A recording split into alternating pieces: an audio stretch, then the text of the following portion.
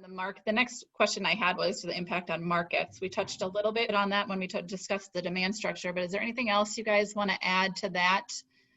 And John, specifically maybe for you, I am not well versed in the turkey industry at all, and I'm interested to know how the price of turkey is determined, because there's no futures price, correct? There's no futures price, correct? Yeah. I mean, there are, values placed on, there's a whole body market and then values placed on all of the cutout, like Jody mentioned. Like I mentioned, the only real bright spot has been the whole body market. I mean, most growers are either raising, whole body bird that will end up as a whole bird, typically a hen, or growing a tom that will be a meat to cut up bird. That's typically, in simplistic terms, that's the way that it works. And so the hen market has held a little bit more value, but the whole meat complex has really fallen apart because most of that is further processing for food service markets. Great, that helps me understand. How about you, Natasha?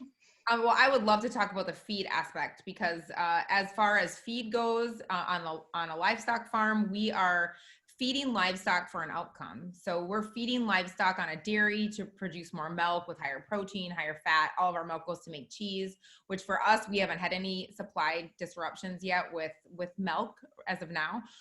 However, we can feed cheaper ingredients for less of those things in our milk and less production, which will reduce the production because people maybe don't need it all. And then it does reduce your cost to feed them. So farmers are smart. I mean, farmers will figure out a way to do what they can with the situation that we're in right now. But definitely the feed piece is so important. And my husband is a crop farmer, grew up as one, I did as well. And most of soybeans and corn that are grown in this area are feeding livestock for the most part, whether it's the product right, the crush or the meal coming out or after oil's been removed or whatever. I mean, we're using it for livestock. And the ethanol production as well, like that byproduct is used to feed livestock. But there are ways we can work with nutritionists on all types of livestock farms to reduce our costs, to reduce maybe even some speed of growth, to try to wait out some of this.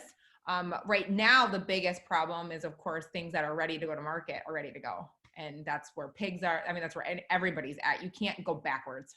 So right. That's definitely, but the feed is so important that those places all stay open, that we're continuing the supply of crops in for feed because we have to continue to feed. And so that's a whole nother piece that has to keep going for us to keep doing what we're doing. Yeah. And Natasha, go ahead. So if I could just add that, you talk about having beef cattle that when they're ready to go, they need to go.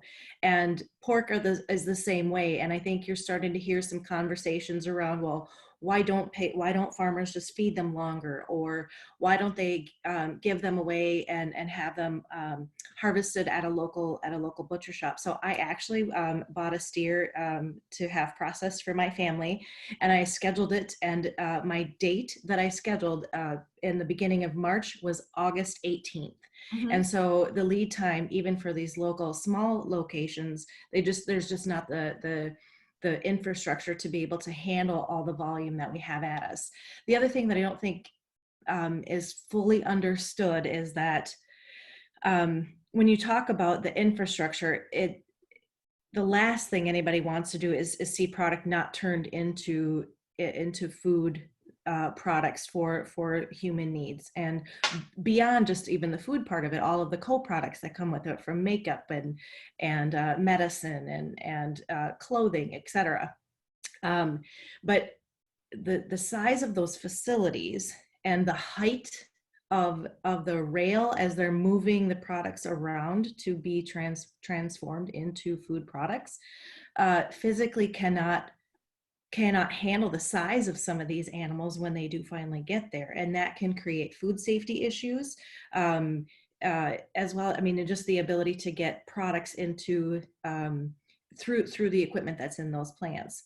On top of that, some of the familiar cuts that we're used to seeing in the grocery store don't look anything like they once did, because they're a pork chop or a tenderloin would just be enormous on a pork. It would most look like a beef cut versus a pork cut.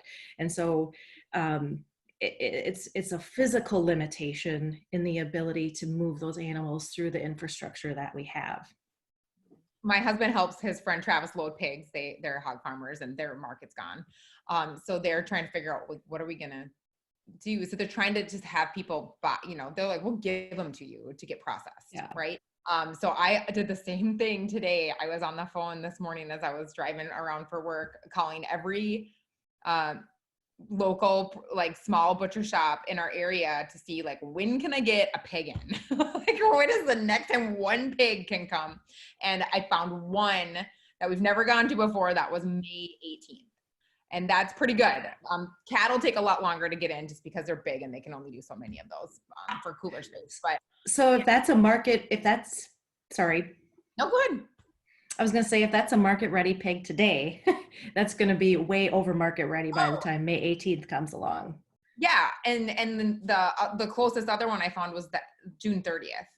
Yeah. Yeah. I mean, that's what you see online. You see a lot of people saying, oh, let's buy direct from the farm. That's great, but you have to have a way for that to be processed. And there's a lot of limitation. There's not that many hometown butchers anymore that do those things. So, yeah, I feel you, girl.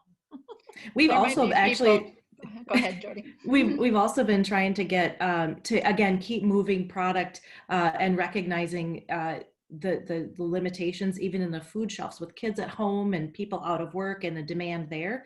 So we've been trying to find a place to get some pork harvested so that we can get it into the food shelf, and it is really, really challenging to find the availability to get that done. I mean, it's just really challenging.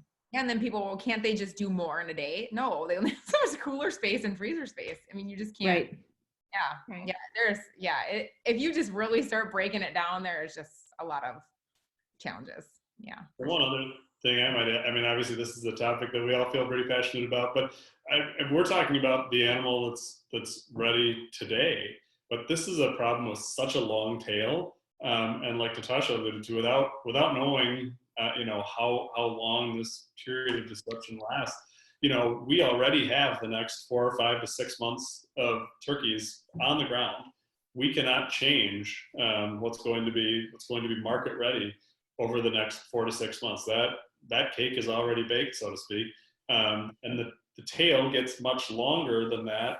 When you look at, we're ordering our poults, our baby turkeys, over a year in advance from the hatchery, and so they have laying flocks that are laying eggs that will satisfy that poult order.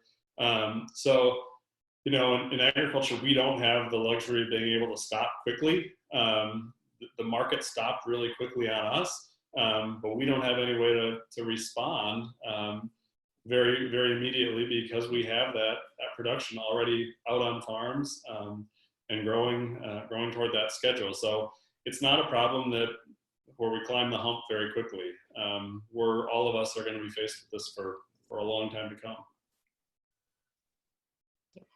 Excellent. You guys touched on a lot of topics I had in the next questions, but this is perfect discussion. I love the engagement within each industry and how things are done. Similar, but yet different.